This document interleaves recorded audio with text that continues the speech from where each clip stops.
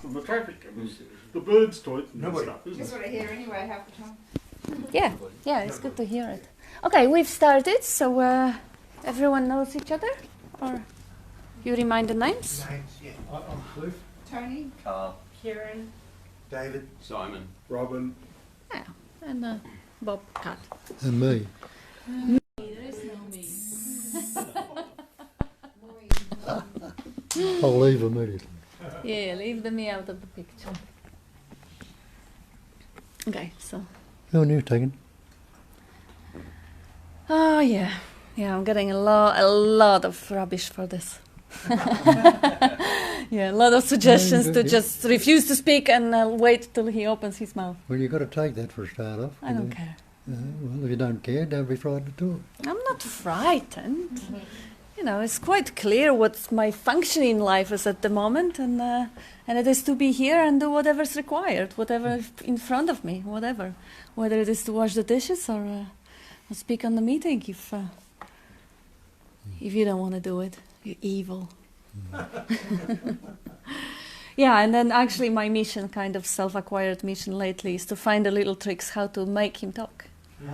So I've learned a couple of tricks. One of them is asking questions personally, especially if it's a big group, and I ask Bob, can you tell me? Not everyone, but Bob, that he will. It'd be a wake up to your tricks now. Yeah. I can make it talk. I'm actually, please, I'm actually teaching people how to get him speak because, you know. Actually, the best one, you went off and answered the door in the middle of an answer and he had to take over. You're right. That was another little trick. Terry wasn't there. She went off and answered the door in the middle of an answer and you had to take over. Yeah. She never mentioned that one. But That was the yeah, most good one. effective, I saw. Maybe we should fire the doorman again. You're not meant to tell him what the tricks are. Why not? Yeah, he's It's like one of those magician shows. How else would I tell you guys? Chase one by one. And Pass us notes. You're forgetting. Aeroplanes. I've been talking this for 40 years, so get a bit sick of it after a while. But I've only heard you for a couple of months. I've only heard you talk for a couple of months, so you've still got 39 years and however many months left. Well, it shouldn't take anyone very long. So I'm hoping. I think it's pretty clear the way it's pointed out. Just a matter of recognising it, seeing. The way we go through it in the spell, we put how it all seemingly happens, but nothing has ever happened. Nothing at all has ever happened. Understand that?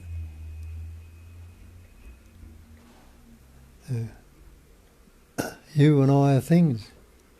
Every pattern, shape and form in this manifestation is a thing. And all appearing on that space or emptiness, the no thing. Oh, you don't have to be a Rhodes Scholar to work out, can something come from nothing? Can't. So even though it's appearing as things, it's really no thing. And that, again, they tell you that the manifestation is Maya, it's illusion. All those things are illusionary pattern. A phenomenal manifestation. The definition of phenomena, look in your dictionary and see. It's that which appears to be. So you and I, the chairs, the table, the carpets and everything, the sun, the clouds and everything in this manifestation are appearances only. So when you say that life is like a dream, a lot of people say, or have said down through the age, life is like a dream. Well, it is. What is an illusion? A dream an illusion? How real is the dream when you wake up from it? When was it ever real? When you wake up, you don't realise we're waking to this dream that we're in now. This is the waking dream. Because this dream seemingly has a continuity. Each morning it seems to go on from where it left off yesterday. If the dream you dreamed at night carried on every night from where it left off, could you tell the difference between the two? Again, you don't have to be too smart to work that out. It's still appear dreamlike. So you see, we mistake the waking dream for the reality. Take the appearance to be real. and we attribute it to a me, or a personal self. We're told that it's all self-aware, it's all self-knowing, but we take it to be a personal self. But you look in your dictionary, the word person, persona, the mask. We've got this conceptual image, a mask, an image made up of concepts, ideas that we believe to be real. I'm Bob, a good fellow, not so good, I'm having a bad trip, I'm depressed, I'm unhappy. Aren't all these ideas or concepts you have about yourself? And we've reinforced them so much, and not only that, but everybody around us is reinforcing them too. Our parents are reinforcing it because they've never looked at this stuff. 99% of the people have never looked into the reality of the scriptures. They've believed what they were told. That you're a person and you're a terrible sinner and you'll rot in hell and all these concepts they put upon you. But are they true? Have a look, investigate. If there's no person and there's no duality, where is heaven and where is hell? Who's going to rot in it if there's no person? But we labour under these beliefs. And as I say, everybody around us reinforces it. So you're not a good person, or you're a bastard, or you're no good, or you're whatever. And we take the belief on ourselves, oh, after all, I'm no good, or I'm fearful, or I'm anxious. I've had a bad childhood. And my parents treated me like this, and I was bullied at school, and all this crap we put on. Where is it now? What realities has it got right in this moment? You take a bit of recalling to recall what happened to you at school, for a start off. I can't recall it, most of it. Thank God I can't. And a lot of the things I happened 20, 30 or 40 years ago, now they're gone. But see what we do, we carry them around in our mind, constantly reinforce them day out, and suffer for it. Now, suffering is not necessary. Physical pain will be there, sure.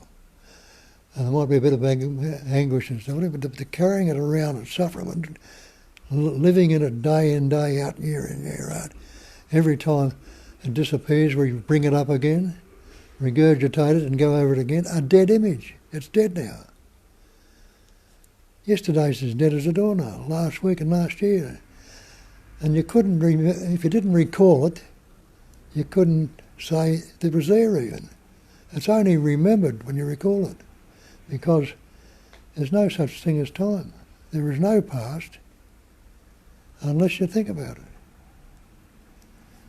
And can you live in the past? Well, try it. Live 10 minutes ago before you walked in this room. Go back and live that. It's very close. You can possibly recall what went on there, what you're saying, or what you think it may be. But you can't go back and live it. You can't go back and say, oh, I'm not going to say what I said, I'm not going to say it this time, or I'm going to make it whatever you're going to do for it to try and change it, alter it, modify it. Because you can't, it's dead. Leave it, go. And look at that in nature too. There's no cloud fixated in the sky. Nobody's out there sewing it on or gluing it on or sticking it on. There's no cloud there. And if you watch a cloud for a while, if it's a thin cloud and the wind's blowing, it'll soon spread out and disappear. It dissolves into space. If it's a heavier cloud, it might condense and come down as rain. And that rain can form into ice and snow, something seemingly solid. Like our thoughts and images can seem to become matter, material, solid. It's the same principle that works all the way through, in all the shapes and forms, everywhere. Because in reality, nothing has ever happened.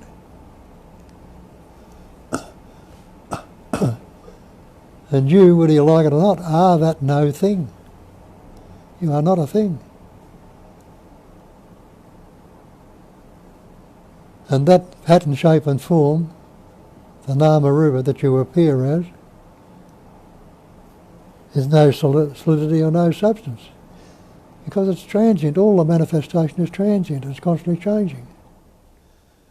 And you haven't got the same body you walk into this room if you look at it closely. There are thousands of cells dying in this body right now, and in that body too, and being replaced. And each one of those cells is suffused with intelligence, energy, or life. And each cell with the intelligence knows what to do. A liver cell's not going to become a brain cell. A kidney cell's not going to become a liver cell. A skin cell is not going to become either a liver or a kidney or a heart or an outer cell. Each knows innately, not by reasoning it, not by thinking it, but the natural functioning of it, it forms the particular cell that is necessary, that's needed at the moment. And the same with when you understand the thinking, you realize what the necessary thought that's needed in the moment will be so. But we don't. We're related to the me of the past. Oh, I've got to do this, or this happened last week, and if I do this, so and so and follow. Some of it might, because that's the way it's happening, shaping and forming it. Most of it doesn't even happen. And yet we keep beating ourselves with the word, which is not the real. Again, look at that and see that you weren't born with any words. And you can't remember your birth even. You can't say, I was born with reality. You don't know till the reasoning starts. And that's a functioning all these particular human patterns have the capacity of reasoning. Other animals, birds have different capacities. Like a bird can see better than we can fly, a dog can smell better, chameleons can change colour. All life forms, some come from cocoons or eggs, some can come from the womb, some come from the moisture. Life expresses through all this seeming manifestation, which, as I say, is not real, as something solid and substantial, but there's the whole manifestation is that intelligent, what I call intelligence energy. Some people would call it God. But I don't use that term, but look at God. It tells you in the Bible, in the beginning was the Word, and the Word was with God, the Word was God. The Word is God. That's the label we put on it as God.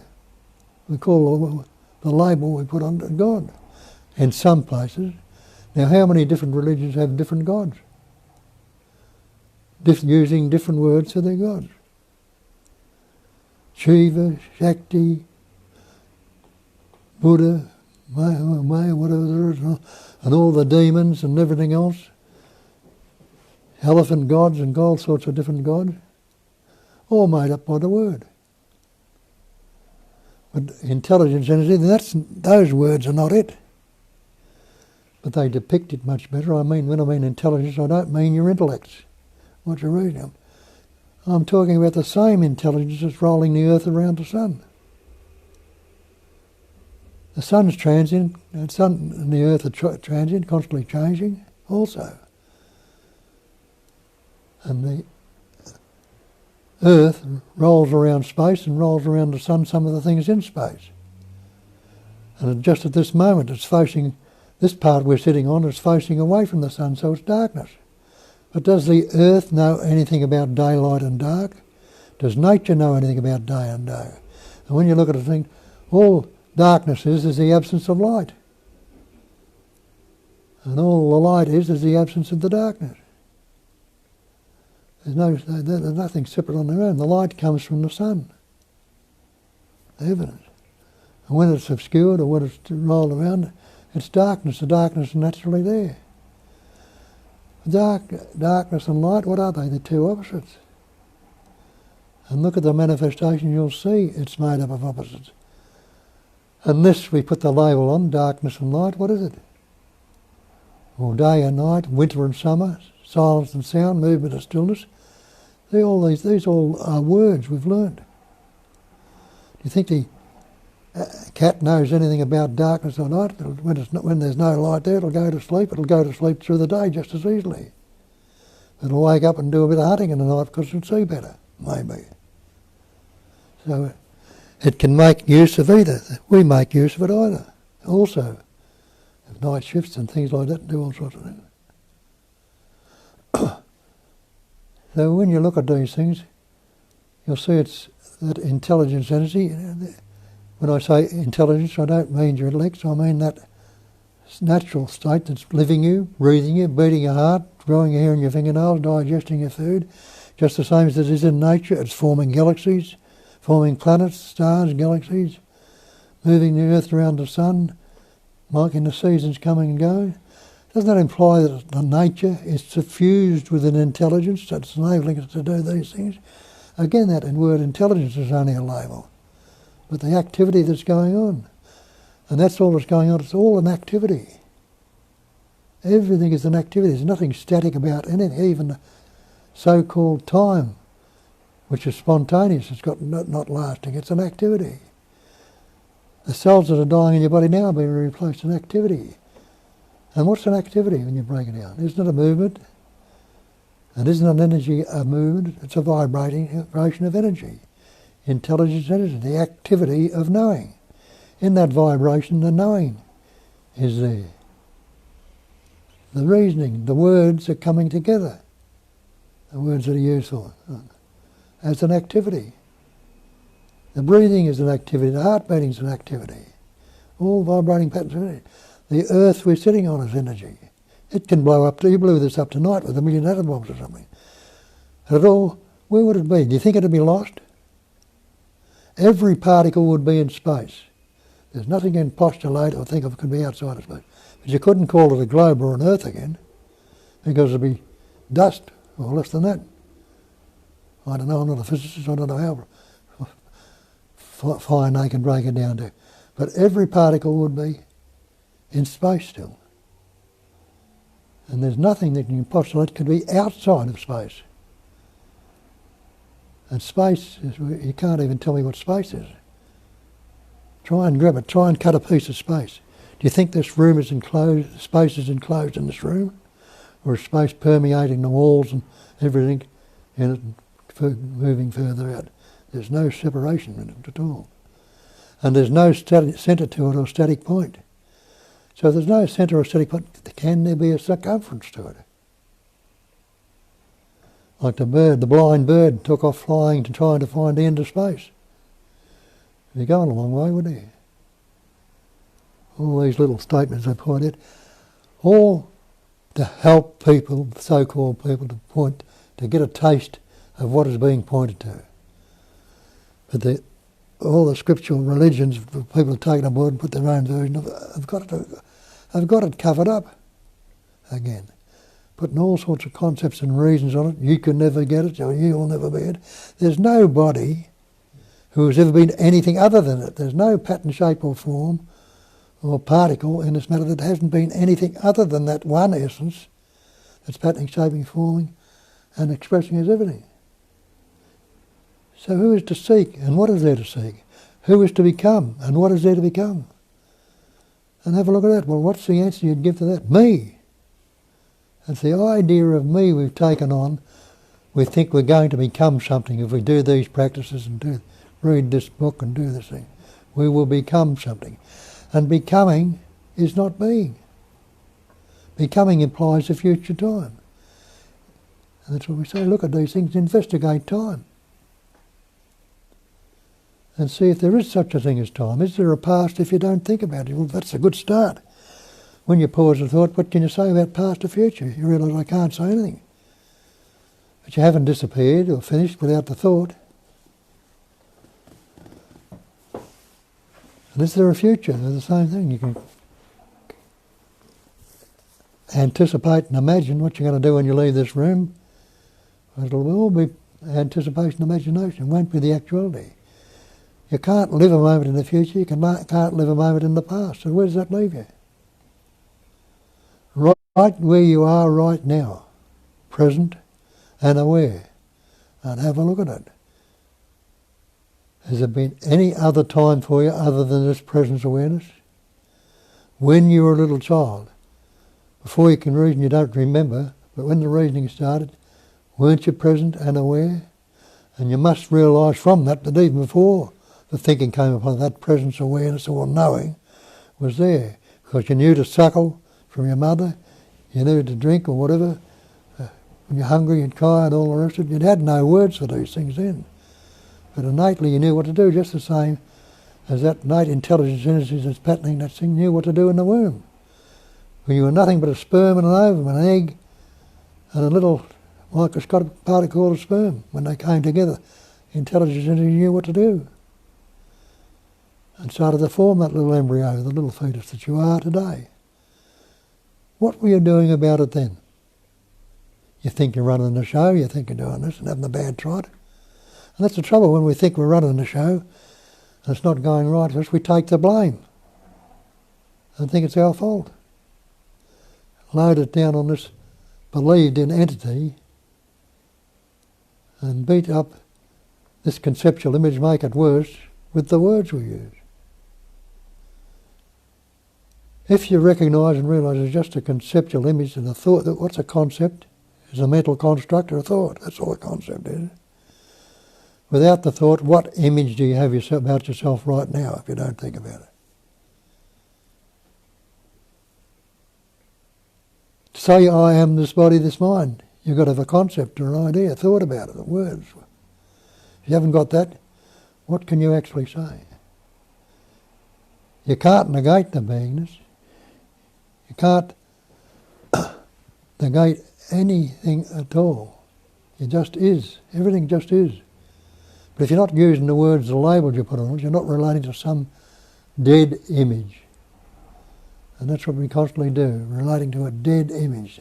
Because that image you got about yourself can only be based on past events, conditions and experiences, what you did yesterday or last week, or even 5 minutes ago. That's the image you got about yourself, and it's dead. No life in it whatsoever. So we try to resurrect the dead image, try to fix it. And you wonder why the hell it doesn't happen. It doesn't happen.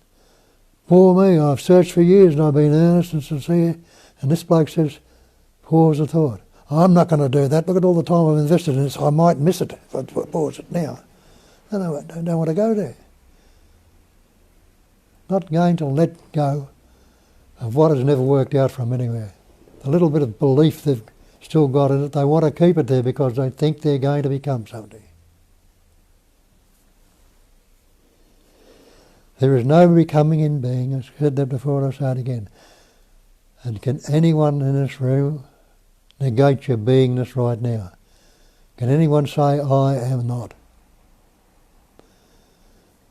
If you've investigated, you say, I'm not the body and I'm not the mind, I'm not this person, I'm not this separate entity, I'm not this individual. But I can't say, I am not being. And look at that again, the idea of a higher power, a greater power, a God.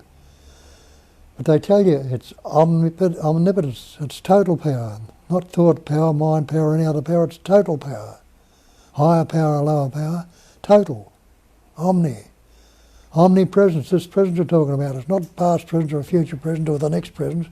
It's the total presence right here and now, timeless. An omniscience, total intelligence. Look at the wondrous way everything is patterning, shape and forming out there. The grass, the flowers, the trees, the birds, the insects, you, me, everything else. Isn't it a wondrous intelligence way it's patterning, shaping and forming? No entity to take credit for it. It's not being done by the entity. And that's what we do. We try to take credit, oh, I'm not good enough. Drop it, you've never done anything as that entity. Never can, never will. And don't you sense the freedom, peace and joyousness that's in that? When you're not troubled by all these concepts, ideas and images? And they tell you that clearly. You'll never ever get peace of mind. People say, I've got to get peace of mind. And look at it. By now, you've looked that long throughout your life, you must realise the mind is never at peace. Never. Because it's the nature of the mind to vibrate. The only peace you'll ever get is when the mind is not. That's why the ancients told us it's the peace that passes all understanding. Why do they put that word understanding?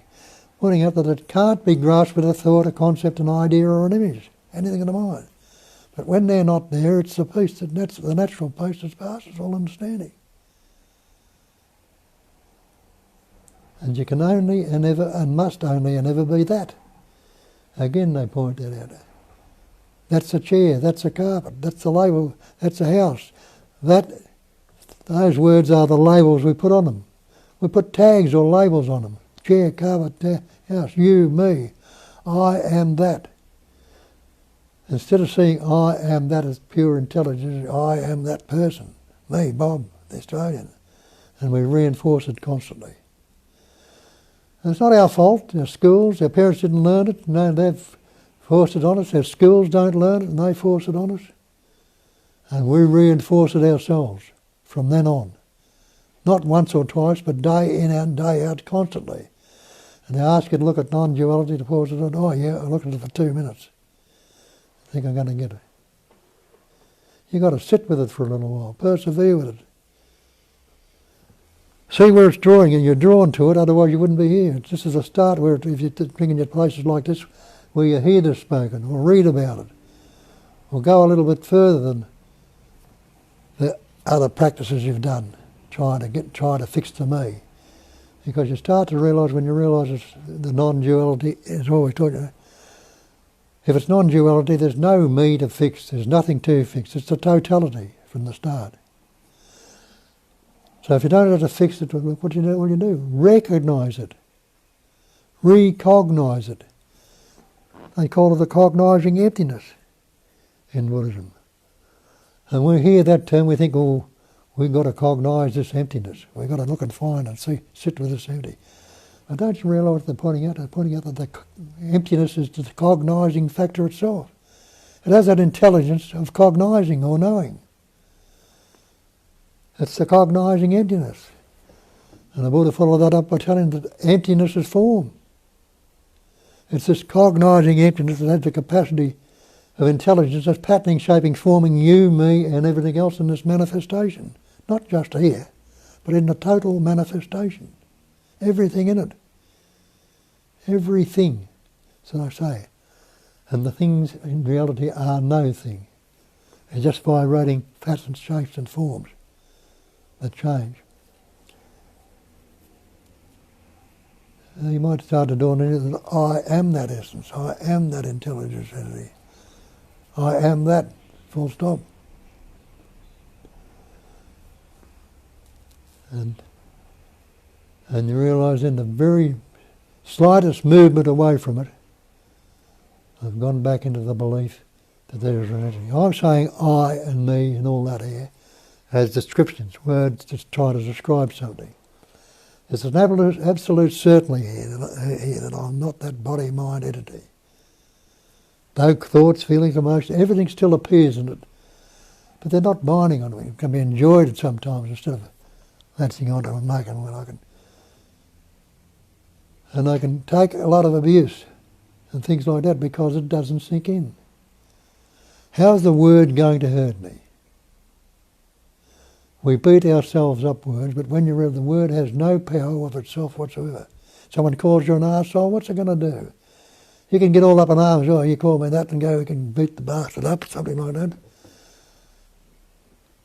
What if you let it go through to the keeper? You know what letting it go, if you're cricket players, you know what letting it go through to the keeper is. He doesn't have a go at the ball, and what happens to it? It goes through and does no damage. But he might take a swipe at it and snick it into somebody's hands and slips or somewhere like that, or it might go into the air and somebody will catch it, or he might get a few measly runs out of it. But if you let it go through the keeper, it does no harm whatsoever. The same with a word. If it's not fixated on, it moves on. And our habit is, other words will follow incessantly. You don't have to even think of them. We think words and thoughts, but prove it to yourself. What's your next thought going to be right now? Can you tell me? You can't. I can't. If you can, you're pretty good, I tell you. So you see, thoughts arise. Thoughts play around. Thoughts disappear. So if they disappear, they'll go away. But do we let them disappear? Unfixated awareness, that's to tell you the way to go. Not fixating on any thought. And we'll move on. But we fixate on them, and in that fixation we carry them around. Beat ourselves up with the word, and the word is not the real. Beat ourselves up with something that's not real, with a fictitious idea. When you really look into it and study it, it's bloody ridiculous we do these things. And I did it for years, and I'm very fortunate. I say this pattern's very fortunate, I think, to get out of it. And the personal self didn't do anything about that. It tried for years to do things and couldn't. But it all came about in doing things in an unexpected and undetermined way. I never set out to be an alcoholic when I was a little kid. I didn't say, when I grow up, Daddy, I'm going to be the greatest drunk in the world. I'm going to be locked up every couple of days and shit myself and all that sort. That wasn't in my mind at all. And I used to sneer and laugh and throw stones on the roof of the kids, with the old deadbeats that were living in the huts along the river.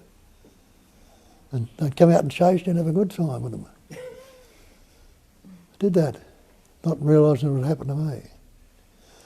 But that happening to me, and that had to happen to knock the arrogance and ego out of this pattern, to a certain extent where it was beaten. And it wasn't beaten until it was a deadbeat, stiffing a deadbeat a bum in the streets. People that I could beat up with one hand tied behind my back would kick at me and spitting on me. Lying in the gutter waiting for somebody to come ashore with the entrance fee to the pub.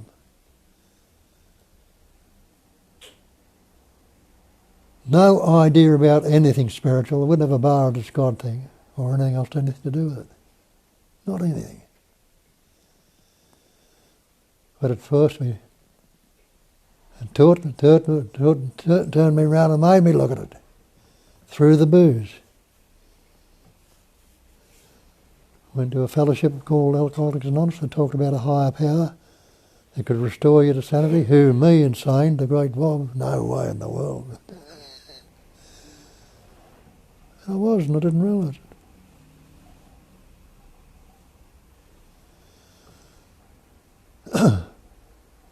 So I stopped going there, wouldn't practice their steps, do what they said, wouldn't believe in the higher power, and I drank again like they said I would. I didn't believe them, I knew better, I was better than that. And I tried many, many times with myself to stop, but I couldn't. And I was, in the early days I was still cheeky, I'd say, when I get over this lot, I'll give it a hell of a hiding next time. And I wouldn't give it a hell of a hiding, but it'd beat me in the end.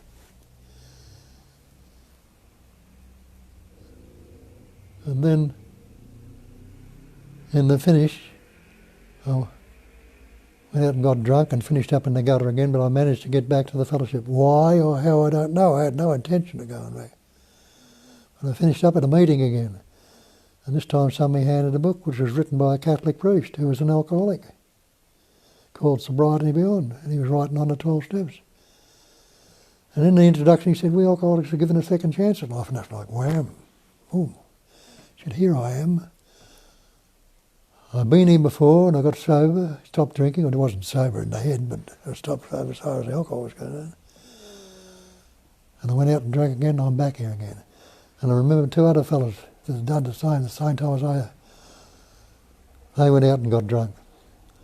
And one of them jumped out of the window of the Federal Hotel in Collins Street, and the other one shot himself. They didn't get the second chance, but I did. And underneath it had the question. He was very cunning to put that.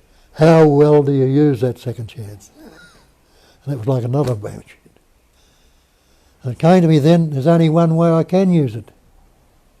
Only one way. Find out what it is that's given me this second chance. Maybe there is such a thing as a higher power.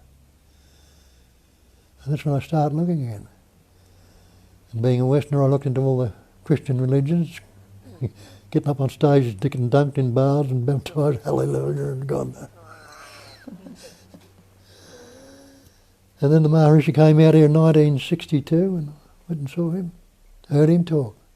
Something he said hit me like a ton of bricks also. And it changed me completely. And I went to work, I was a nasty bastard at work, crooked on the world and everybody in it. I had a job again by this time, I went there, and people said to me, what's the matter with you, are you in love? And I said, yeah, but it wasn't with a woman. I was in love with the world. It was. It turned me completely around. And so the search went on. You know, that after a while it started to abate a bit and die down a bit. But that only one way you can use it kept coming back. Okay, I'll have another look. I'll have another look. And 10 years later, the Muktananda came out here. And I was looking into the Eastern religions more, sort of. And this guy, there was a photo of this guy sitting on a post, or an empty stub or something. And something about the photo said, I've got to go and see this bloke. And the ad said he was coming to Melbourne. So I went to, a few of them that had been to him and been out in a meeting and helped bring him out here. And carried on from there, doing the Kundalini yoga. All sorts of experiences there, all sorts of little insights and revelations. All opened me up a little bit more each time. 1973 I got married. I was 8 years sober before I met my wife. She didn't see me drink and none of the stepkids saw me drink. But I was still crazy in the head even then, you know, it's a lot better than I was. But I was still crazy. And so we split up. Couldn't get on together. We split up. I said, I'm going back to India. So I went to India. I'd been to India for a week before, a couple of years before, but I couldn't take it in the ashram. It was too strong. I couldn't stand it, too hard. Anyway, I went back and I said, I'm staying that time till I get the understanding. And there I was introduced to the Nisargadatta. Now I didn't want to go and see Nisargadatta because I was true to the Guru. You're supposed to be, you're following the Guru, you're supposed to be true to him, loyal to him. And I wouldn't go and see him. I had this book, I Am That, someone offered me to read it, I wouldn't read that. When I went into an Indian bookshop one day looking for something to read, couldn't find anything that suited me. I'd pick it up and look at a few pages, drop it, this wasn't suitable. Anyway, I'm walking out and the bloke behind the counter says, this is the book you've got to read. And it was I Am That again. And that hit me. Well, this is too much of a coincidence. I've been offered it in the ashram, I've been offered it here, there and there. I won't read it, but here it is again. I can't mess this up, you know. There's something more in this. It's too much of a coincidence. So I picked it up and opened it a couple of pages. What I read there hit me again like a ton of bricks and a half. His address was in the front. I went round to his place straight away. And he wasn't open-ended. He told me to come back the next day through an interpreter I had. So I went back next day and that was it. And he pointed out what I'm trying to point out to people for the last 40 years. You're not the body, you're not the mind, what he told me. And I happened to see it there and then. And I walked out the door and I said, I'll never be caught in the mind again. But it wasn't the case, I was. But this time it wasn't the same. I was caught in it and hooked up in it. It wasn't the same because it had come up there and then, hey, you saw through this the other day. Did you see right or was it wrong? Have another look. And I'd go back and listen, yes, I'm not the body or I'm not the mind. And you'd get another little bit of clarity. And that'd go on for some time. And each time it'd lose its intensity. The old habits would lose their intensity. Because the energy of belief, and that's it, the energy of belief wasn't going into them. And nothing in this manifestation can live without energy. Everything is made up of energy. You're not putting any energy into it, it's dead. It died. And the energy of belief that wasn't going into them, there was nothing there after a while. And they're not there, they're not gone for good, they can still come up, but they haven't got the same hold. They can never get the same hold again. Even if there's a bit of forgetfulness, they might take on a bit of it, but they can't. And that's what needs to happen. To recognise that you're not what you believe. Each time the cognising seemingly gets obscured, and that's all it is. The cognising emptiness needs to be recognised. Look at that word, recognise. It's recognised. See it again and again and again. It's all there for you to see all the words and everything. How many take any notice of them? How many of them put it into practice? Now come along here and argue about this and argue about that and think this and do that. Do the homework yourself, because nobody can do it for you. Nobody can give it to you. That's why I say I can't teach you anything. I can't tell you anything. All I can do is point toward and ask you to look to where I'm pointing to and see for yourself. Because no matter what you believe, you think it's going to smack you on the head with some peacock feathers and enlighten you, or press between your eyebrows and enlighten you, or stare into your face and enlighten you. None of these things are going to happen. They can happen, but they're not going to do any good. Seeing it for yourself, and recognising it, that you're not this person, you're not this body, you're not this mind, you are that one essence that's patterning, shaping and forming and everything. That's what non-duality is. Not two. Here again it's in, when they say non-duality is not two. That's one without a second. It's not even one. So that's why they put one without a second on. There's not the second. It's only the one. Not even the one. Only that. And there's nobody who is in this room or anywhere else in this manifestation who is not that. Though there are millions that don't recognise it and understand it and might never do that. But it doesn't matter. It doesn't matter. So whether they know it or not, they're not that. They've never been born, can never die, though they believe in birth and death and reincarnation and next lives and all the other bullshit that goes on. They've always been that one essence. And just like the river flows into the sea, what is that? It's merged back into the water again. And do you think you'll ever get that same drop of water out of the ocean? No. It'll go up, it'll be condensed into the clouds and come down as rain again, but each drop of water will be fresh and new and unique. No two the same. Each pattern in this room is a unique expression. And look at it, there's no two sets of fingerprints the same. No two leaves on the tree the same. You are a unique expression. Utilise it as much as possible by merging into it, being that. And in that there might be the capacity to pass it on to others who might be waiting to hear you. You might be the one they're waiting to hear. They're going to be disappointed if you don't see it, don't you? So don't waste it. You are already and always never have been. And if you don't, that's what I say, start from the fact, whether you know it or not. You are already that, because that is all there is.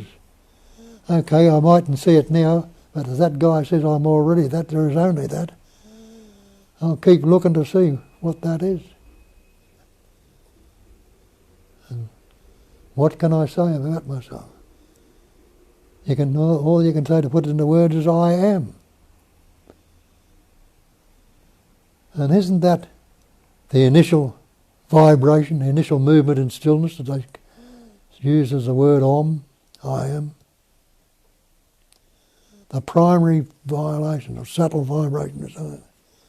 Didn't say I am this or Om that. Just pure I am. We refine it a bit into I am. Know yourself as that. I amness. I amness is the sense of presence, or the unfixated awareness, or the existence, consciousness, bliss, the being, knowing, loving to be. They're different labels we put upon it. The thatness.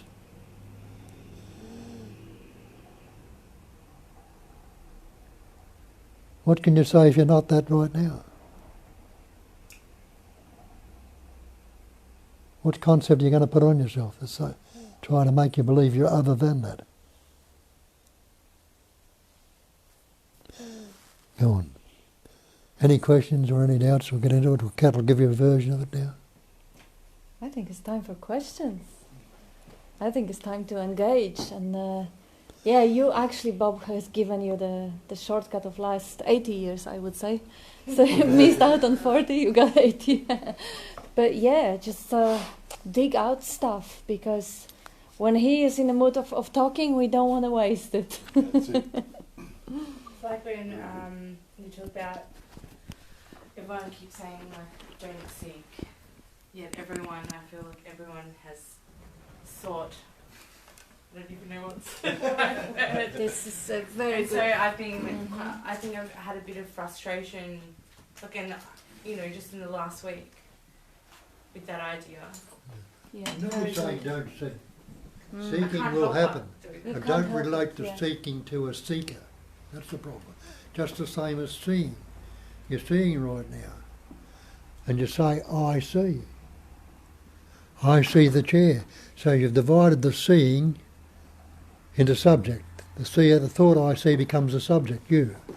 And the chair becomes the object. So you've divided seeing into subject-object. But can there be a seer without seeing? Can there be the seen without seeing? They're both taking place in the seeing, so it's not divided at all, only conceptually. So don't seek. The seeking might be going on. You say, I seek, you formed a subject, which you'll never get it. I seek this or that, but the object becomes the object, so you split the seeking up to subject-object. Dualism. Thinking. I think, I feel, I taste, I touch, I smell. They've all divided into a dualistic pattern. But the seeing, hearing, tasting, touching, smelling, thinking are all the one essence, not divided at all. Yeah. That, I have to not separate it. well, I don't know what else to say. So I know you're right, but you can separate if you want, but understand that you're separating, it's being separated. You're not going to be bound to trying to fix it from that point of view. because I said to Carl the other day, I said, and I corrected myself straight away, but I said, I feel like I'm like this close. And I was like, as long as I'm this close, I'm never... You're there. always going to be this close. And that's the feeling I have. It's like this minuscule, like little tiny, like I feel like, I'm almost there. Yeah. And I know that that's the distance. That thought is the distance. What if the I am's not there? Yeah. What did you say, Bob? What if the I am's not there? What's happened to the little separate? The closeness is gone. You're there.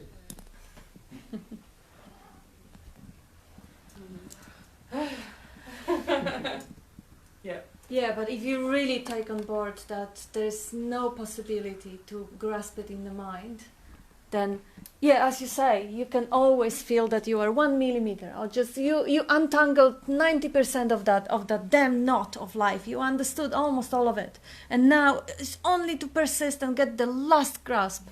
It's never gonna happen. This is all about losing, not gaining or getting.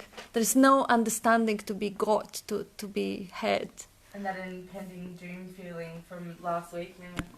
Oh yeah. So like today when I left the house, like I kind of didn't want to come tonight. And I just had this like, this little feeling like, just come, because it's probably when you don't want to go that you're meant to be there. And like the whole time coming here, I just felt this sense of like danger, like everything is dangerous, like people, it's just this weird sensation, and I know it's not real, but Yeah. it feels real. But That little nag of sensation, take notice of. That's what they call the still small voice in Scripture. Listen to the still small voice. Thou shalt hear a voice behind you saying, this is the way, walk ye in it, whether you turn to the left or turn to the right, you know. But it's not a voice in your head necessarily, though it might come up as words, thoughts, ideas. But it's an intuitive sort of a sensation or knowing yeah, that's beyond words and mind. And you've had taste of it all through your life. When you sort of want to, and then all of a sudden say, no, I'll go here, something's changed your mind, and you've gone out. And you found everything falling into place naturally, inevitably. yeah, like I was moved to, very strongly pushed to do things like talk to Carl about certain things I haven't talked to him about before. Just overwhelming sensation. No, now, you know. And it was the resisting that was causing me that like feelings in my body, like my heart was racing. I was like, that's just because you're not listening. You're not listening to the... Not allowing that free flow of the energy just to naturally express. Yeah. So that was interesting. Which is good. Yeah, that's beautiful, to actually notice the conflict, notice when resistance arises, and just be aware of it, because it's also a mechanical pattern. It's funny, we sometimes call it, that everything is life, actually, everything is alive, and this is life expressing, but equally adequate would be to say everything is dead, totally mechanical, totally automatic, it's just an algorithm going in the nature. It's like whatever that science would call it, a Darwinian selection with repetition or whatever, replication or whatever. But anyway, as long as we treat everything as one, whether we call it conscious or unconscious or alive or dead or mechanical, doesn't matter. But when we see everything as just one design, one pattern, self-organizing universe, thought pattern, sound pattern, bodily pattern, resistance pattern, none of it is yours, none of it is personal. You are the space, the screen in which all the pattern arises. Pattern of grasping, pattern of seeking, pattern of trying to understand, trying to explain. They're all just that, the algorithm, really running a repetitive algorithm that is setting itself off. There is no one who does it. There's no one who does the seeking, no one who does the grasping. It's just the activity. Seen from that perspective, you don't really need to take it personally and you don't need to resist it. You just watch it with curiosity. You see, grasping going on. Trying to explain or label it going on. And then this is just what's happening. And it's not yours really, and it's not personal. Therefore, it doesn't hurt you. It's just, like every other pattern. Pattern of beauty or pattern of pleasure or pattern of love or sadness. It's just like a weather. It's changing. Outside weather is changing, but that's not about you. Inner weather is changing also. It's not about you either. Sometimes you are in a bad mood. Sometimes you're a little bit heavy. Sometimes you're a little bit sleepy. Sometimes you're a little bit agitated. And those patterns are the inner weather are just the same way as the outer weather. Totally, completely impersonal. And you are the consciousness or the cognizing emptiness, not a thing, rather the alive or call it mechanical or whatever, the nothingness that is actually witnessing, not even witnessing, but it's just knowing. It's like it's always one thing going on. The one thing, this. And this is expressed as seeming duality, static and dynamic. So there is a space and there is a content. But this is just one thing. When it's unmoving or undetectable for our senses, it feels like space or silence. When it is detectable, it feels like content and forms and sounds. But it's just that display going on.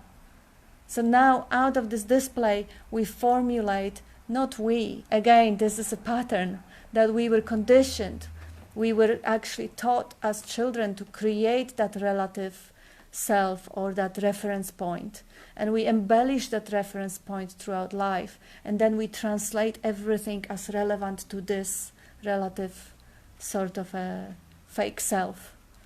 But if this, even that dynamic, having the self, believing in being individual and translating completely impersonal appearances and experiences as relevant to this fictitious entity, even if this one is seen as just impersonal pattern, it loses the sting.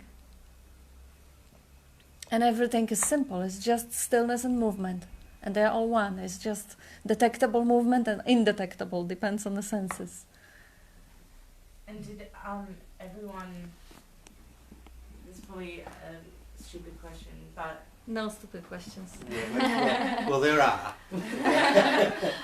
I feel like it's like obviously not a unique feeling that I'm getting when you're moving forward, or like that fears coming up and things like that being exasperated during that time.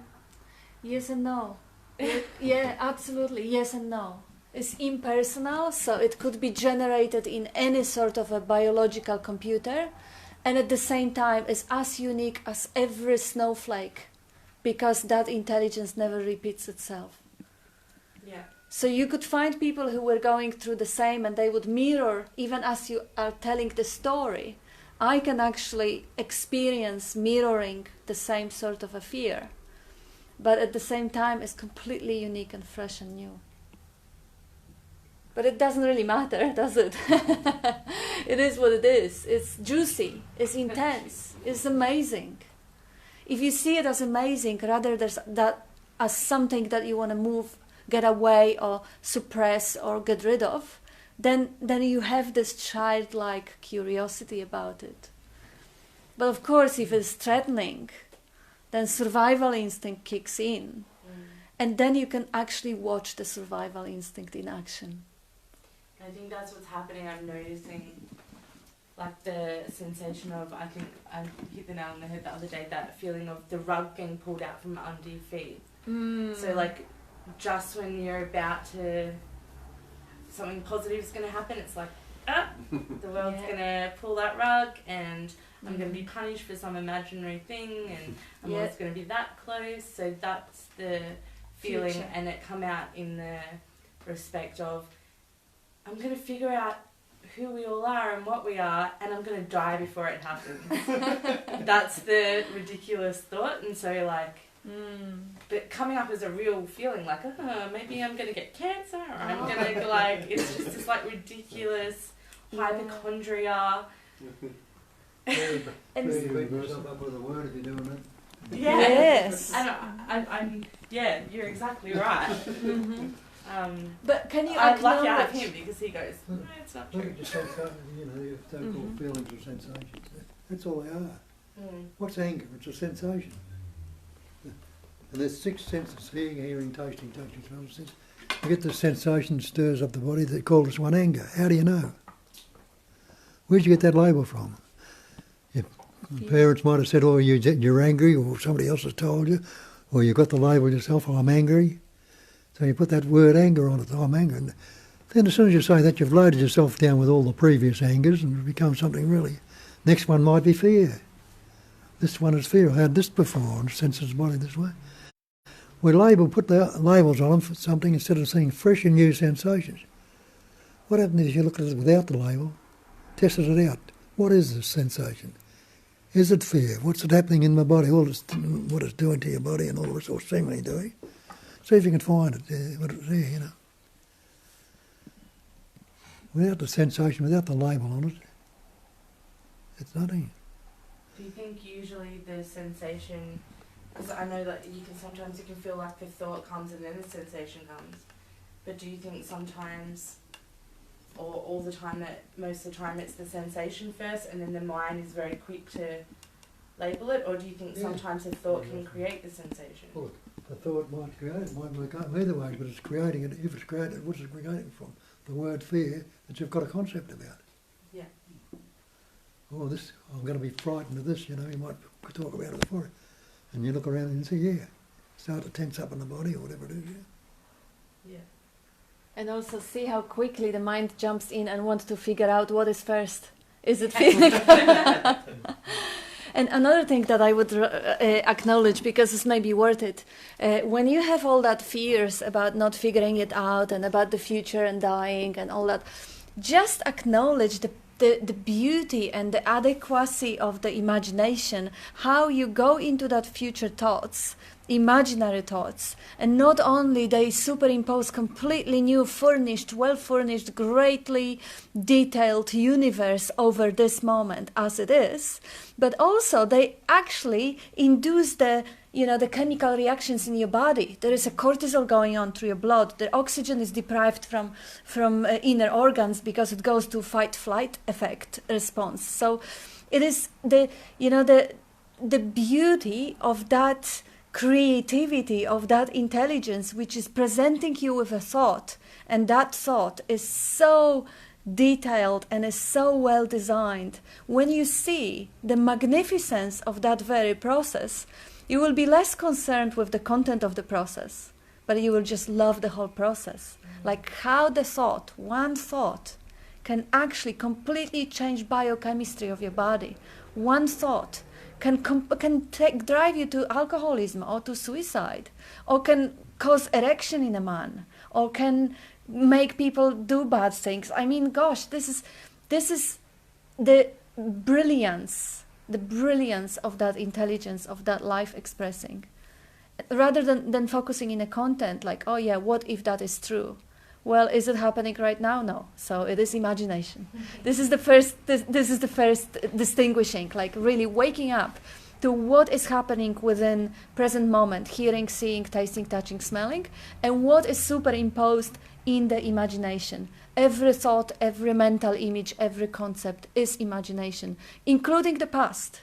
Even when we think about what we've eaten yesterday, it already comes from the memory, and as it has been proven many, many times, every time you revisit the memory, you actually change it. So the imagination is involved.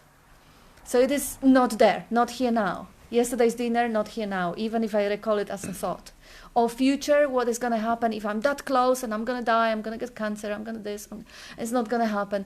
It is all just here in the head. It's ridiculous when you say it. Sorry, I didn't mean to. I think it's wonderful. I think it's beautiful. But yeah, it kind of is when you look at it. Yeah. And you can't even pin down the thoughts just happening at the same time. Yeah. You know? How do you even pin down an edge to that or an end to that? You just can't. How do you pin down causality? Where do you see it? Yeah. Just thoughts, they're not true. Yeah. What did you say, Cliff? I was just saying they're just thoughts. They're not true. It's not the real. It's Yeah. yeah. Or just something. And they just come and they go. They pass. All those Emotion. Clouds. like clouds. Yeah. I do see how stupid it is. In a way, it's not stupid, but just not real. Brilliant. But I just feel like some Sense of thoughts feel ridiculous. stickier than others. They like stick to you like a, That's true. you know, and you're like, ah, We it's give like, more attention to some thoughts than others, and they hang Definitely. around more, Feeds them, polish yeah. them up. yeah. I am seeing this like, But it's not stupid. It's universal. It Yeah. happens everywhere. Yeah. And there's no little man moving the little spotlight, you know. it's just no Santa Claus. There's a simple scriptural saying you've probably heard 1,000 times. Oh yeah, that's a good one, and we'll let it go. Just as acknowledge him in all thy ways, and he will direct thy path. Oh. And it's not Big Daddy they're talking about, it's that essence that you are. Okay, I know you're there. Take over. Let it go.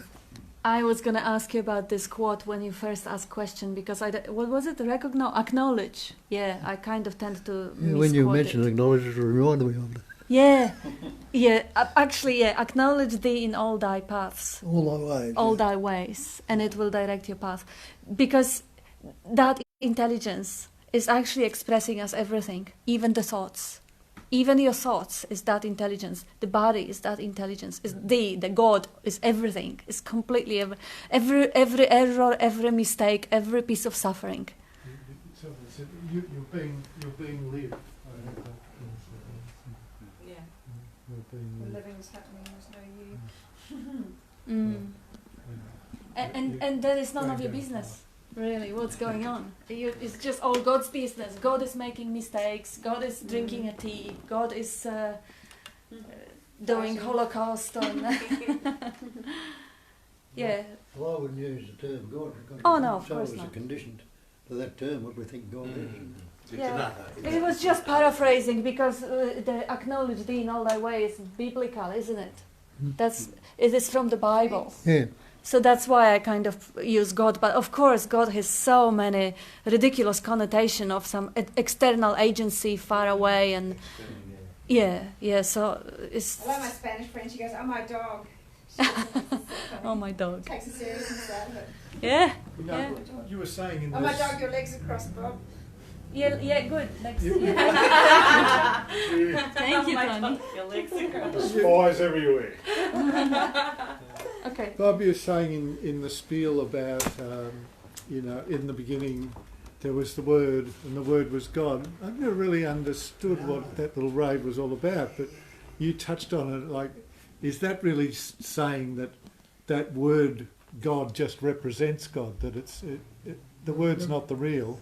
In the beginning was the Word. Word was with God. The Word was God. Yeah. And all things were made by Him, by the Word. There was what- nothing made that was made without the Word. So it's all. In other words, So everything is a word. it's just the words describing what Yeah. happens. And you had no beginning until you learnt words. It's not just describing, they actually create it. See if there is a past if you don't think about it, if you don't have word for it. Yeah. I mean, I've heard it described as the word means the manifestation. Yeah, absolutely. You know, the Yeah. But thing it's in sort of action. If you like like. saying everyone goes on about God, but the word God doesn't describe what it really is. Mm. Does it? Without words, you But probably have it's simpler notions, but you still have like flashes and Yeah, something. it's a mental construct that is being labelled. And yeah, all It's like manifestation. the Bible's saying it's a mental construct. Yeah. Oh yeah, of course. Yeah. You know, whoever's saying it in the Bible. I didn't think they it's- were up to that when they were writing it. No, it's in the beginning of St. John, isn't it? Yeah, it's John. Yeah. Mm. I don't know where it is. No, it Isn't is. it? Yeah. It's in John. I've read it a few times. Yeah, it That's is. what I It wanna is pretty powerful thing to actually grasp, to see how much language completely alters the experience. Like without the language, without the thought, the experience is completely present here and now. There is no future in it. There is no past in it. Without the words, without the labels, without thoughts. Every thought, idea and word, every all words are that one essence. Mm. Everything was made by the Word, nothing made what was made. You know, without the Word, what do you got? What was the thought? What can you say? It's the thing that. The cat hasn't got any words. It's saying here and tasting, No, touching, it's smelling. part of- It's a human sort of quality that we developed language and can pass on concepts to each other. And yet, by that token, you've got to realise that the word's not the enemy either. It can be very useful. Mm. But when we Yeah, absolutely. when we take it and relate it to the believed in entity, that's when it becomes self-destructive. Because the same word that tells me I'm fearful, tells me I'm anxious, tells me I'm depressed or unhappy. Yeah. Labels thoughts as good and bad and whatever. Yeah. You call it a pest all you like and it would never know. That's right. Bob called the little darling pestos. Yeah, there's a good name for Cat never knows. that. Yeah. That's number one and number two, right? Look at this little darling. It's kind of a thing too that we kind of assume that So, because there's a word for something, that thing actually exists. Yeah. They take it like abstract concepts. So something like perfection, for instance, and then you can beat yourself up like, I'm not perfect, I'll never be perfect. Oh, What the hell is perfect? Yeah. what a wonderful example. Excellent. Wonderful. Yes. Yeah. Any sort of ideal. So, Anything that is not. And we Yeah. aspire to. and the other thing is, you look at it, perfect is everything. What can you take to add to the perfect? What can you take away from it?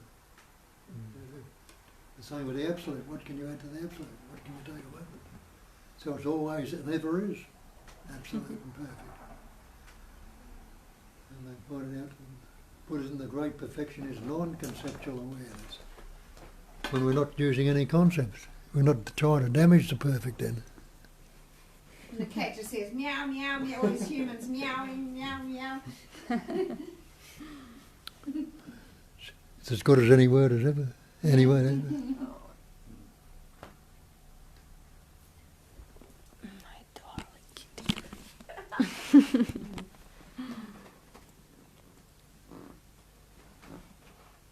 Was that you? Or the cat? Oh, it's a chair. Chair party. Yeah, it was your elbow on it. Yes, and now I took all that. It's only sound, isn't it?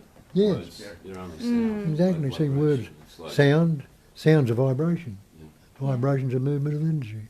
It's only energy. And it's the meaning that we Yeah. assign to it. And the belief coming with the meaning. What a miracle. What an amazing process. So if you let a kid fall over, they'll just jump up. But if you go running over and hugging them and crying, the kid will think, oh God, something's going on here. And develop a whole set of different reactions. Yeah. What's the meaning's just another concept. It is, but I actually like to look at the thoughts and words from the perspective not of the individual who is tormented by them, but from the intelligence of life that is having so much more of the room for expression. By the invention of language, suddenly, in one thought, you have completely new universe created, and every single unit of the body-mind is capable of hosting and having that thousands of them per day. Like from the perspective of this creative life force or cognizing emptiness, look what the potentiality of expression through every biocomputer, thousands of universes, mental images. Fabulous. But we're looking at this, yeah, me, but when I feel I'm inferior or that hurts, thoughts are evil, we shouldn't have thoughts. Thoughts are marvelous, they're absolutely marvelous. Of course, if one of the thoughts, because it really is just happening this way, one of the thoughts is the self-center. It's not really one, it's just a complex sort of a construct made of past experiences. If that one is assigned a role and given a meaning as a center or reference point, and everything else is translated to it, then that reference point is experiencing suffering. That fictitious reference point is experiencing fictitious suffering. But it doesn't feel fictitious, it feels very, very real. That's the beauty of it. Just like the rainbow feels real. I'm starting to think shopping centres are marvellous, and that was a surprise. It was just because a filter left, really, more than anything was put in. It was like, wow, all this amazing stuff, got created, what happened. Yeah. Yeah, Yeah. it's like, wow, that was an interesting filter that went. Yeah, before it was like, oh, this is commercial and blah. Yeah, I enjoy shopping centres a lot more than I might have 5 years ago. Opened up to shopping centres. Wow. Yeah, actually, just looking at the world as the means of expression, as the extreme, incredible variety of ways of expressing itself. That one life that I am.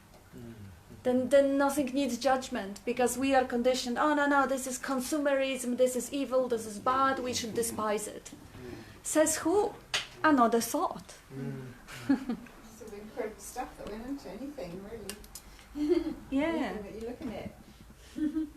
Like if you see everything for what it is, just a manifestation, passing phenomena, something that is here now and it's not gonna last. And you can't help but really love it, marvel at it. Like it's not dangerous. It's not to be suppressed or taken away or resisted or anything. It's incredible. And diarrhea, how clever is that? Yeah, exactly. All those little particles and so many colour. Yeah. You don't really even need to look into the details, but we just don't read the details. They just pop out. Oh, did it? Yeah, but it yeah. pops up. Oh my God, that's marvelous. Oh wow. But even for diarrhea, there have to be the presence, the awareness of being, and there have to be a lot of I things. prefer your other explanation. I preferred your earlier explanation. There's activity noticed and activity not noticed. You don't need this whole awareness thing. You just go with activity noticed and activity not noticed. You don't need the I whole like that noticing. You just need awareness. That's the same thing.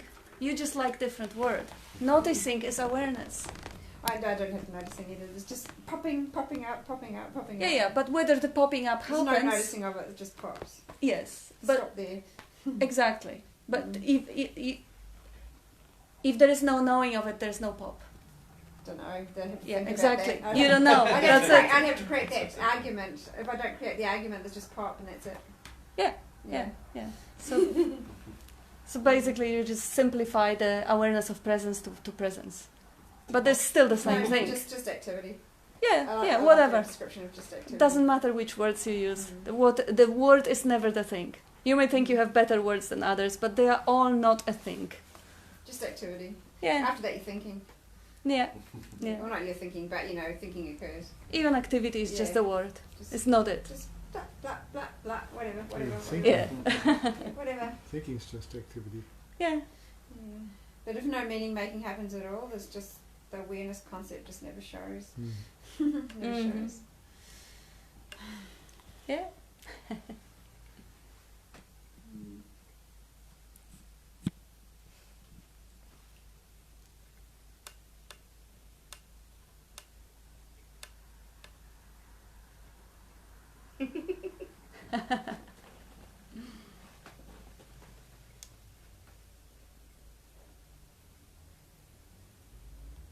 Danielle is saying hi to you, Dave.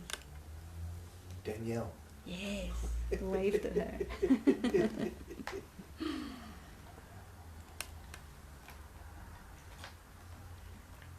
Found it interesting because Bob talked about pretty much one of the things I've kind of been going through again, and it's just that need, I guess after, you know, you can say the self has been quite clearly recognised, and just that need for continual recognition again and again. And so kind of my process at the moment, it kind of cycles between what I'd call self-avoidance, and when then maybe I might get caught up in thought a little bit, then it's self-inquiry, and that brings me back to avoidance again. So I don't know if I even really had any questions, because it's pretty intuitively known how the process goes from here, and then I guess you stop feeding that with the energy, and it just falls away, and I guess that's how it goes. Beautiful, beautiful. Having no questions, but sharing that dynamic is actually helpful. It is. Chucking it out there, and sometimes a little thing just turns up, some blah blah, and 2 days later the blah blah turns up and it points to nothing, you know. It's great. Yeah. I'm very lucky that you were so clear when we met, because I'm quite clearly insane. And it's been almost 8 years and it hasn't, you know. What a concept. Well, you know, still identify with thoughts and things, so lucky. Yeah, but that's you know, like if you look around, he is insane and you're totally sane. You're totally average. Everybody identifies with the self-image. Everyone's Think you like crazy. you're crazy? Yeah. It's natural. Yeah, and if not for the prior identification with the concept, there would be no freedom from it. It's just like cat, you know, it doesn't identify with the self-center and doesn't wake up from it. It just is. There's a lot of people think Jim Carrey's pretty nuts. Yeah, I reckon Jim Carrey is amazing. Yeah, some people think Bob is nuts. Some people say on his book review, avoid him like a plug. He could steal your mind. I had to laugh because I was reading a review someone left for one of Bob's books, and what did they even say? Because I pointed out to you, it was basically that I think they were basically complaining because everything was so straightforward and clear in a way. This is how I took their review. Because they were like, there was no basically juice for their mind to get into, so they were just like, And the next person was like, so amazingly clear. And one pointed, it's so clear. So you're like, My friend, there was apparently a while back, the Christians were afraid of yoga because they thought the devil would get in the gaps when nothing was happening. which I find funny because when you do the Pentecostal Anglican churches, my dad got into that for a little bit when I was a teenager. And which I found really hypocritical at the time, because he'd be like, oh yeah, fuck this and fuck that, and then someone from church would call and he'd be like, bless you, bless you, brother, and I was like, this little kid like, what the hell is wrong with you? And so one day at church they were doing the laying of hands where everyone's falling over. I'm like, right, if this is real, I'm gonna go up, and I stood up there and I was like, okay, I'm ready to believe. And I stood there and they asked me to sit down. Because the only one, like, because they're like, with you, and with you, you know, these little pushes. I'm like, no. I want the real power to knock me out. Oh. And I was like, you should sit down. I was like, oh, okay. Out of line. So that was the end of Christianity for me as a teenager. Easy way out. Yeah. Yeah. That idea of one God smiting people, I never liked. I think I'm a bit too much of an anarchist for that. If you touch this, I will burn down your village and I will like murder your children and anyone who's ever set eyes on you because you're so evil for touching this idol. It's like, really? Yeah, it seems to be quite a personality Sins that of they've the given God, Father. isn't it? Yeah. Yeah. It's a real like. A very nice human-like person. Yeah. Oh yeah. Mm. But like coming into this sort of thing and noticing now the difference in the parables, like when you do that turn around and notice, like don't build your house on sand, but dig down and build your house on rock. Mm. It's like everything. Now I get what they're talking about. Paul misunderstood Jesus. So I'm like, I get it now. Yeah, it totally makes sense. Mm. Yeah, the beautiful stories. Yeah. Jesus said, I do nothing on my own, And Myself, I am nothing. The Father within do it for me. yeah. And people That's say, not Big Daddy in the world. well, people think, oh, well, he's the Son of God. That's why he's saying that, And he says, Father and I are one. Yeah. But they get that mistaken when they say the Son of God. They put S-O-N. It should be S-U-N. The light that shines through is the sun. Let your body be full of light. Let your eye be single and your body be full of light. Single eye, it's only the one. We're all sons of God. Now you're making sense, Cliff. You especially don't. What do you mean we all? It's just one. It's one son. Like we're listening to the whole like sin and repentance, Mm. and sin being, because I think Jenny said like to miss the point, Yes. and to repent to be to change your point Correct. of view, Yes. change direction, Turn around. instead of I'm so sorry that I coveted my neighbour's wife yesterday. Oh, we all do it. But, it's just funny that that's so grossly mistranslated. Yeah. And everything to reinforce the doer, All the individuals. sin, mea culpa, I'm guilty, I am powerful, I can, do something against God, so I'm equally powerful as God, if I can break His will. His will was not to eat the apple, I've eaten it, oh my It's God. just, not a very omnipotent God then, is Not- it? What a weak God.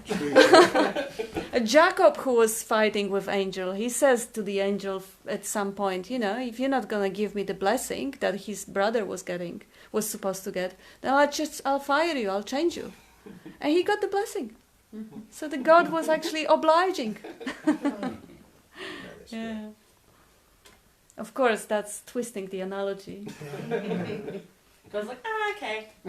Alright. Yeah.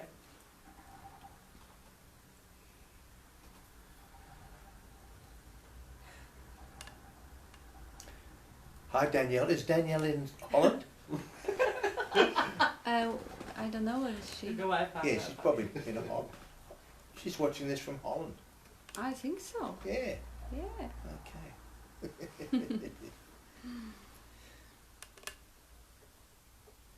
Yeah, and Judith is with us, and we just got second postcard from Judith is there, and she Ah, sends hi, love Judith. to everyone, Yeah. naming you, and the other names that she doesn't remember. Hi, she Judith. still sends love. Hi, Judith. Yeah, the Maori mythology, there's some earlier people to go there had like the real story and the campfire story. So, the real story is that they figured out they could travel at night, get there faster. The campfire story was Maori caught the sun in the net. Just humanity's been doing that forever. Somebody says some truth and then other people come up with some kind of thing that doesn't make sense and then some rationale for why it doesn't make sense, It just comes back to the word not being the truth. And so Yes. if you separate Yeah, it from exactly. through time, Mm. then it's bound to get a bit more muddy, Yeah. even less truthful. Yeah. Yeah, my word's better than your word. Muddy water to mud. Clear as mud. Yes.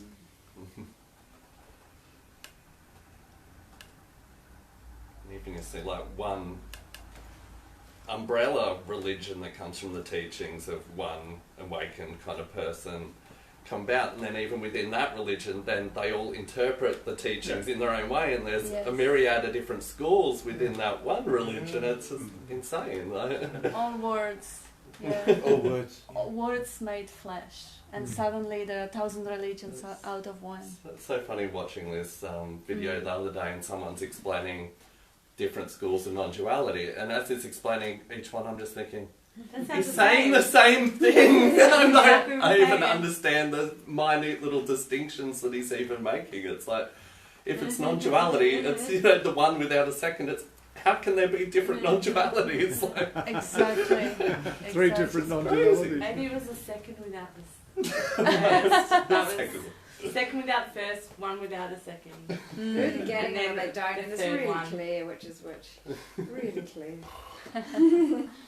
and just comes to the different, once again, different words and different ways of expressing the same thing, and people taking the words as being more important than what's actually being pointed towards. Exactly. That's the whole problem. Yeah, looking at the finger instead of looking at the moon. Like you were saying, how there's like not a word for, I can't remember, but on Sunday, how there's not a In word college, for. we're saying you use the Oh, word yeah. importance, but it doesn't matter. That's Yeah, right. so there's no Yes. word for that, which Mhm. is how do you translate something? Yeah, If there's no There's no word for it. exactly. You don't. Yeah. Mm.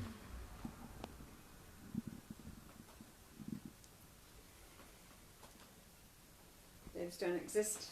I had a friend who was studying medieval languages, and they were just concepts that don't exist anymore, you know. Something for, I don't know, what you're doing next to someone who's doing the dishes while you do something, you know. There's just things that don't exist anymore. Mm. And so they just don't exist. Yeah. Yeah, Words they are don't. lost. Meanings are lost. Yeah, words Concepts come not happening right now. and But then every moment, concepts, nearly all the concepts aren't happening right now, you know. If there's either no concept happening or one concept's happening, but all the rest don't exist right now in this immediacy. Exactly. Yeah. The past doesn't exist if you don't think about it. The future fears, they don't exist unless you think about them. There might be some neural pathway, but that's beyond that, nothing's going on, you know. Even the neural pathway not only actual. exists when you think about it. Yeah, and beyond that, it's just whatever activity, if it's not activated right then, it's not activated right then, yeah. Mm. The stomach speaks. Yeah. Just to change the subject. I find it hard, you get hungry. I find it hard not to story around heartburn. Second brain. Mm. Heartburn gets me. Can't extricate that easily.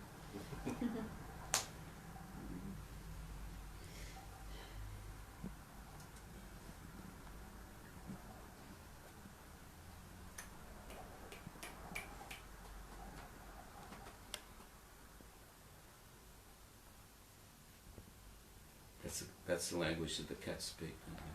Yeah, they meowing sometimes when they're hungry. When they're But hungry. again, they don't do it. It just happens.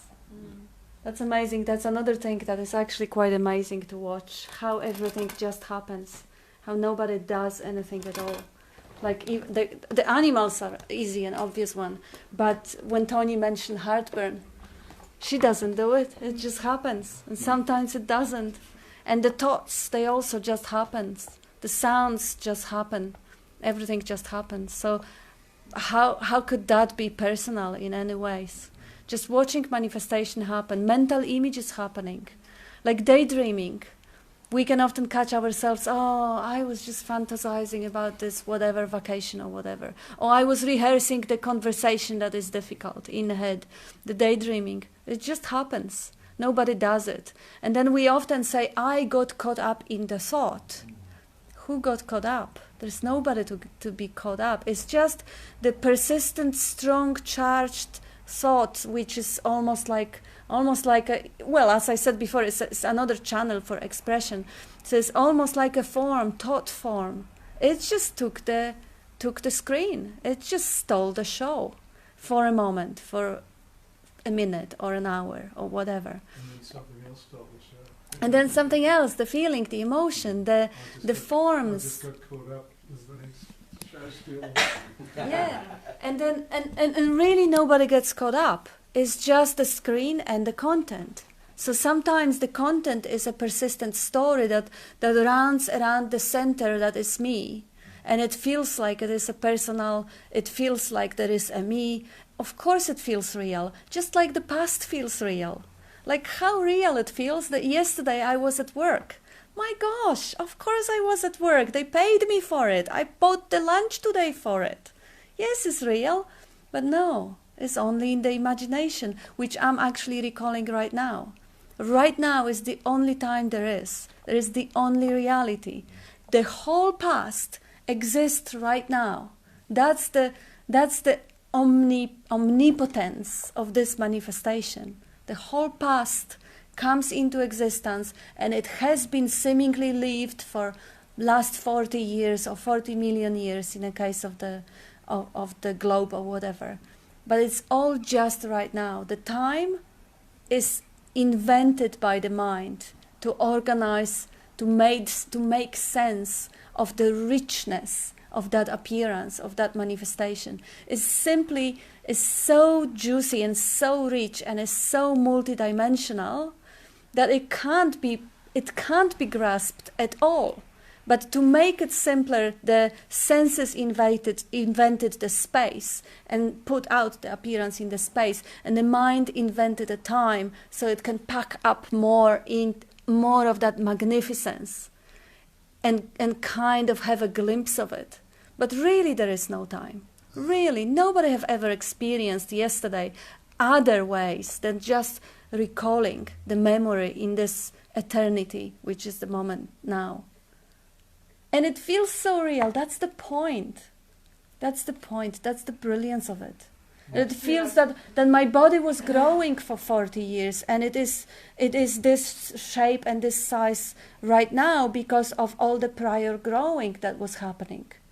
Yes, but all this growing happening, all that past happening, is just now. All the time, all the eons, all the mental concepts are just happening now. I just realised before, well, I've always been so delighted to be caught off guard. Like it's just been delight. Like if I wake up, it has happened very rarely, but if I wake up and I don't realise where I am, love it, absolutely love it.